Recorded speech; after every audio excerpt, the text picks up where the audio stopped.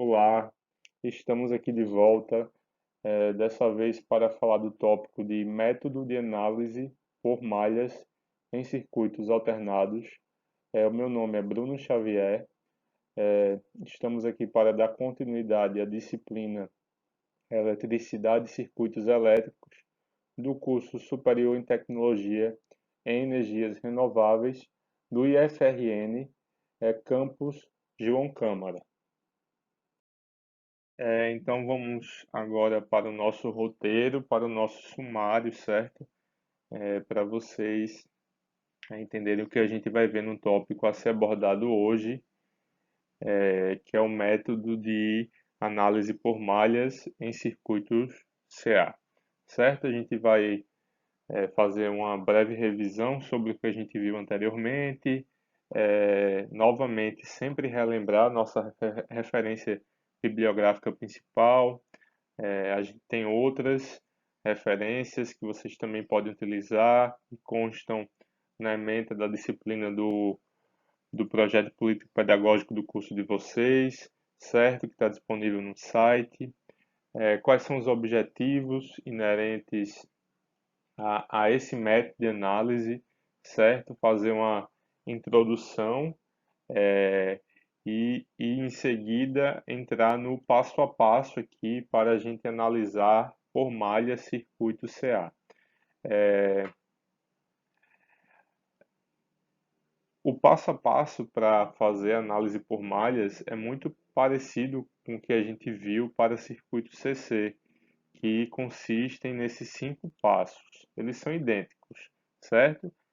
Agora, para circuito CA, a gente vai adicionar 2 passos complementares que podem ser realizados no início e ao final da análise desses circuitos CA, certo? Então é bastante parecido, essa aula é bastante parecida com a aula anterior, com exceção que a gente traz circuitos CA para exemplificar, certo? E por último, a gente, a gente faz um paralelo com as próximas aulas. Então, nas aulas anteriores, a gente abordou esses tópicos, certo? Por último, a gente viu o método de análise nodal, tanto para circuito CC quanto para circuito CA.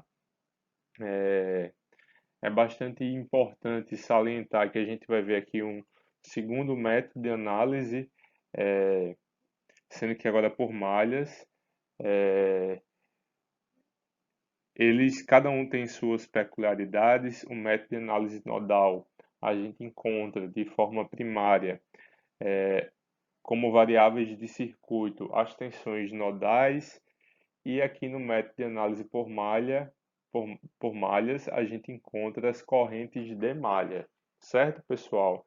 É bastante comum alguns alunos dizer: ah, professor, eu preferi o método de análise por malhas, achei mais fácil, mas vocês vão ver que nem sempre é possível utilizar, nem sempre é possível utilizar esse método, certo? Então, é, fica, fica, é, fica essa observação, certo? E também é sempre importante a gente praticar todos os métodos para que ao final da disciplina, a gente esteja fazendo uma melhor análise dos circuitos de forma mais rápida, mais fácil, para chegar aos objetivos gerais da disciplina. Para quem está assistindo a aula a partir desse tópico, é importante que vocês saibam que a gente utiliza esse livro que está em tela de Fundamentos de Circuitos Elétricos. Mais especificamente, o tópico a ser abordado hoje, ele está descrito no capítulo 10, certo? Em nossa metodologia de ensino remoto barra híbrido, por causa desse contexto da pandemia, certo, pessoal? A gente preparou para vocês 3 momentos, certo? E que são bastante importantes que vocês realizem cada um deles nessa ordem que a gente está mostrando aqui, certo? Para o tópico do método de análise por malhas, a gente tem objetivos específicos relacionados a cada um desses momentos. Para o nosso momento assíncrono, que é relacionado a material ou videoaulas que o professor pode disponibilizar, a gente vai ter aqui, especificamente eu preferia fazer uma videoaula para vocês, então a gente vai ter aqui os seguintes objetivos: listar, descrever e aplicar o passo a passo para realizar a análise por malhas. Depois vocês vão ter um momento híbrido que é de responsabilidade de vocês, se constitui em uma parte do aprendizado, utilizando essa metodologia, no qual vocês vão ter que realizar exercícios com base na videoaula que vocês assistiram, certo?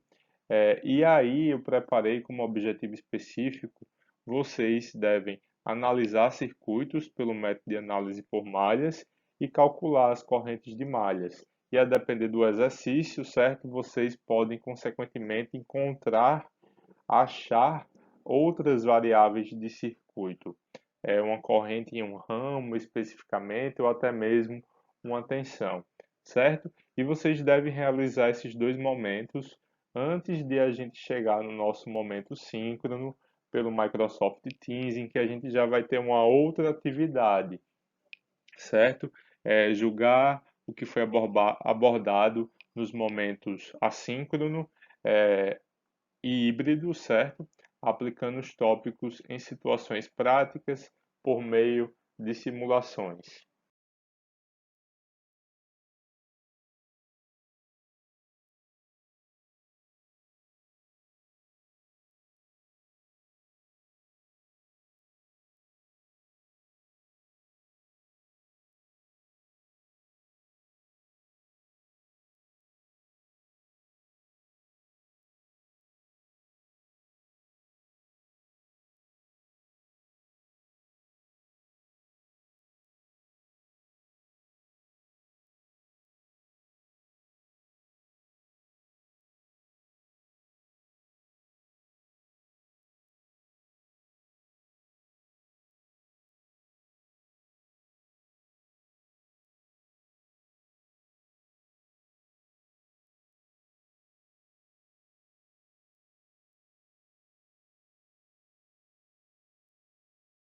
Então, vamos dar início à explicação do método de análise por malhas para circuitos CA. É importante lembrar que a videoaula anterior foi sobre o método de análise por malhas, sendo que para circuitos de corrente contínua. E dito isto, é importante lembrar que a análise de circuitos para entradas senoidais é muito parecida com a análise de circuitos CC. Nesse sentido, o método de análise por malhas para circuitos CA é praticamente idêntico ao visto anteriormente, com exceção de precisar transformar o circuito do domínio de tempo para o domínio de fasores ou da frequência, caso o problema que for apresentado já não traga dessa maneira. Então, para quem tem dúvidas sobre como fazer isso, transformar o circuito do domínio do tempo para o domínio de fasores ou da frequência, eu sugiro que reveja os vídeos sobre fasores e sobre impedância e admitância, certo? Se a entrada foi apresentada no domínio do tempo, então é importante que ao final também apresente-se o resultado no domínio do tempo, certo? Especificamente para esse método que a gente vai ver hoje, é importante que a gente tenha em mente que a verdadeira razão do seu uso é o fato de esse método poder ser aplicado em circuitos planares. Então, se o circuito não puder ser representado de uma forma planar, a gente não vai poder utilizar esse método. Então, a orientação é que vocês utilizem algum dos outros métodos que a gente viu ou vai ver, certo? Para o estudo do método de análise por malhas em circuito CA, a gente traz esse exemplo, certo? No qual ele pede para descobrir a tensão V0 sobre o capacitor. No caso, esse circuito já está no domínio de fasores, então a gente não precisa fazer a transformação que a gente falou no slide anterior, isto é, transformar do domínio de tempo para o domínio de fasores, certo? Então vamos lá. No sentido de vocês utilizarem essa videoaula como referência para resolver os circuitos, então a gente traz esse slide aqui sempre para vocês lembrar que é preciso fazer essa transformação que a gente já falou. Então, vamos iniciar o nosso primeiro passo, certo? Lembrando que a partir de agora todos os passos são praticamente idênticos ao método de análise por malhas em corrente contínua, que foi visto na aula anterior, certo? É, Esse passo 1, ele diz para a gente atribuir correntes de malha I1, I2 até IN, no qual N é o número de malha, certo?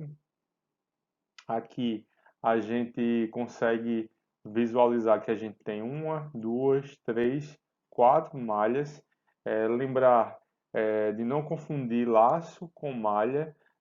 Laço é um percurso fechado, poderia ser esse aqui, certo?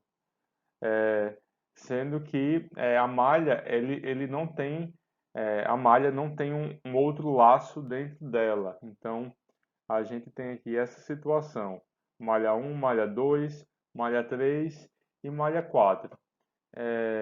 Lembrando que as correntes daqueles ramos que não compartilham mais de uma malha, certo? São iguais à da respectiva malha.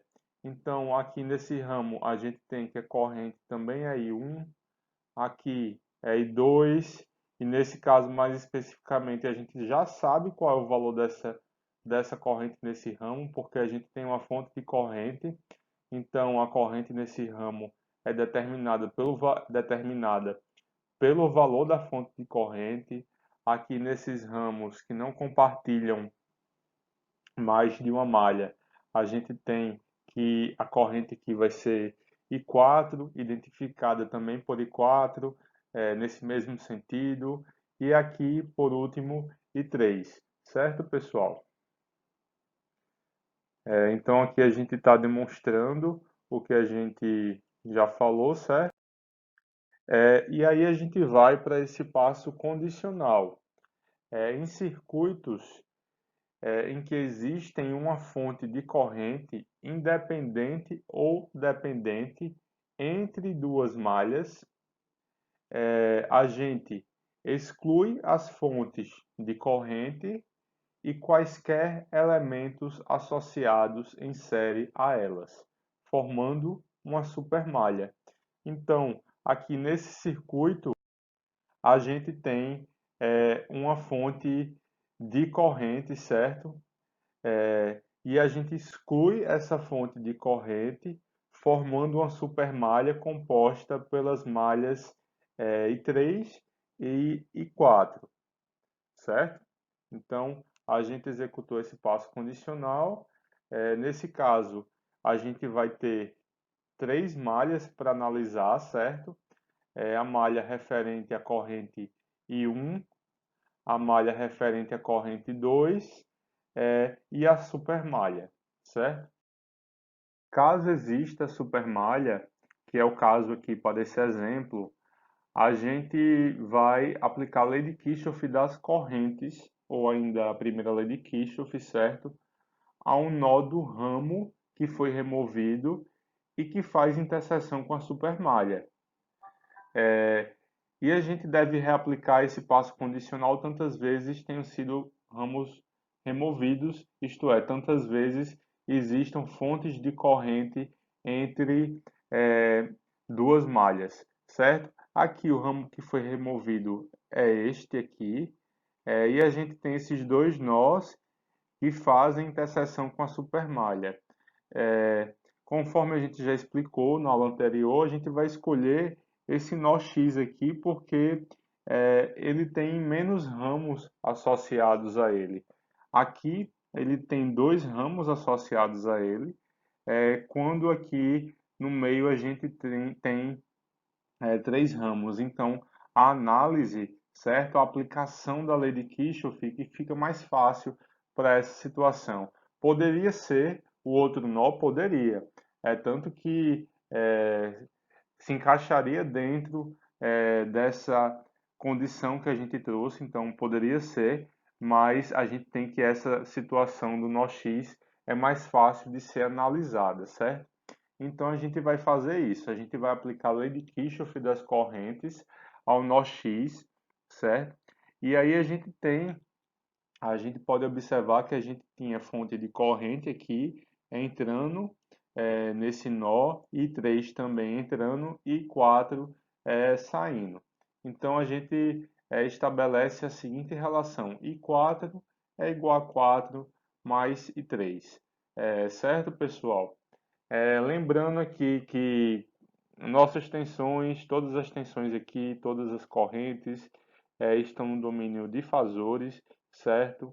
É, os valores de resistência, capacitância e indutância estão representados com as suas respectivas impedâncias. Então a gente tem todo um circuito aqui no domínio de fasores. E a gente tem a notação para os fasores, certo? Para valores de tensão ou corrente representados no domínio de fasores como uma variável maiúscula e em negrito, certo? O passo 2, ele diz o seguinte: aplique a lei de Kirchhoff das tensões a cada malha que não tem fonte de corrente, certo? As supermalhas, se houver. Não precisa reaplicar a lei de Kirchhoff das tensões às malhas que compõem as supermalhas. Então, o que é que a gente vai fazer? A gente vai aplicar a lei de Kirchhoff das tensões às malhas que não têm fonte de corrente. Essa, certo? Essa aqui a gente não vai fazer porque tem fonte de corrente. E a gente não faz isso, pessoal, a gente não aplica a LKT a essa malha porque a gente já sabe o valor, a gente já consegue identificar o valor aqui dessa corrente de malha 2, porque ela vai ser igual à corrente de ramo de 3 fase 0 amperes, certo? E a gente também vai aplicar a LKT, a lei de Kirchhoff das tensões, ou a segunda lei de Kirchhoff, certo? A supermalha. Então, aplicando aqui a supermalha, e lembrando que a lei de Kirchhoff das tensões, ou a segunda lei de Kirchhoff, diz que a soma de todas as tensões em um percurso fechado é igual a zero, certo? Então, vamos lá.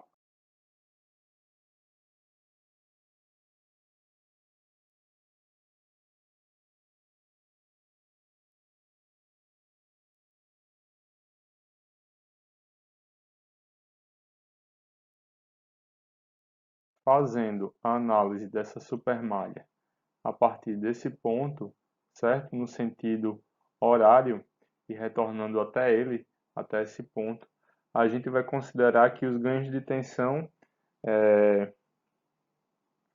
percorrendo a malha nesse sentido serão negativos, certo? E as quedas de tensão referente às impedâncias serão positivas, certo? A gente vai adotar essa convenção de sinais para facilitar aqui a nossa análise. Lembrando que as quedas de tensão em uma impedância são determinadas aqui pela nossa lei de Ohm fasorial, certo? Então aqui, percorrendo passando por essa impedância referente ao capacitor, a gente vai ter menos J4 vezes a corrente que passa sobre esse ramo, que é I3, aqui mais J4, certo? Mais J5 vezes qual o valor da corrente nesse ramo? Vai ser I4 menos I2, I4 menos I2, mais 8 vezes I3 menos I1, certo? Então, a gente obteve aqui a nossa segunda lei de Kirchhoff para essa supermalha. E para a malha 1, certo? Então, a gente falou aqui que o ganho de tensão a gente vai considerar convencionado, digamos assim, como sinal negativo. Então, partindo aqui desse nó e voltando para ele no sentido horário, a gente vai ter menos 10 mais 8 vezes I1 menos I3 mais o valor da impedância, né, que é menos J vezes 2 vezes I1 menos I2 igual a zero. Para a malha 2 aqui, certo? A gente consegue identificar que essa corrente 2 é igual a menos 3 amperes. E aí a gente não precisa aplicar a lei de Kirchhoff das tensões a essa malha, conforme tem orientado aqui nesse passo 2. O passo 3, ele diz para organizar as equações em função das variáveis de malha, certo? De maneira a formar um sistema de equações. Então aqui a gente tem o conjunto de equações que a gente obteve nos passos anteriores.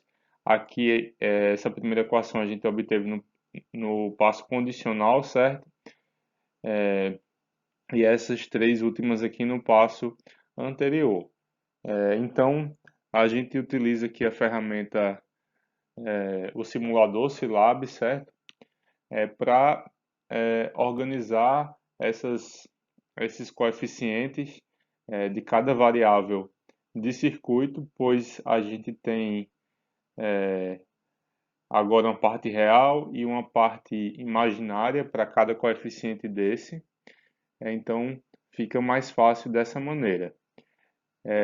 E aqui a gente obtém o conjunto de equações, expõe para vocês o conjunto de equações que deve ser resolvido no próximo passo.